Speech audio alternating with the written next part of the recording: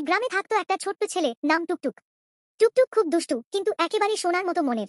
সে সবসময় কিছু না কিছু খুঁজে বেড়াত, কখনো পাখির বাসা, কখনো গাছের লুকানো ফল, আবার কখনো ছোট নদীর মাছ। একদিন টুকটুক বনের ধারে খেলতে খেলতে হঠাৎ একটা উজ্জ্বল সোনালী রঙের আম দেখতে পেল। আমটা ঝুলছে এক অজানা গাছে। সে অবাক হয়ে ভাবল, এই আম তো আমি আগে কখনো দেখিনি। সে আমটা পেড়ে নিল। সঙ্গে সঙ্গে এক ঝলক আলোয় চারপাশ ঝকমকে হয়ে উঠল। তখনই এক জাদুকর পাখি এসে বলল, টুকটুক, তুমি জাদুর আম পেয়েছ। এটা খেলে তুমি একদিনের জন্য যা চাও তাই হতে পারবে। টুকটুক ভাবল, আমি যদি পাখি হতে পারতাম, আকাশে উড়তাম, কত মজা হতো। সে আমটা খেয়ে ফেলল এবং হঠাৎই তার শরীরে পালক গজাতে লাগলো। সে হয়ে গেল একটা ছোট্ট রঙিন পাখি। টুকটুক উড়তে উড়তে দেখল তার গ্রাম, নদী, মাঠ সব যেন নতুন করে দেখা যাচ্ছে। সে অনেক দূরে গিয়ে আবার জাদুর পাখির দেখা পেল।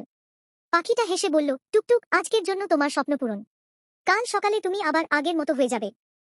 পরদিন টুকটুক আবার মানুষ হয়ে উঠল। সে খুশিতে বাড়ি ফিরে মাকে সব বলল। মা হেসে বলল, আমরা যদি মন থেকে চাই, স্বপ্ন একদিন সত্যি হয়।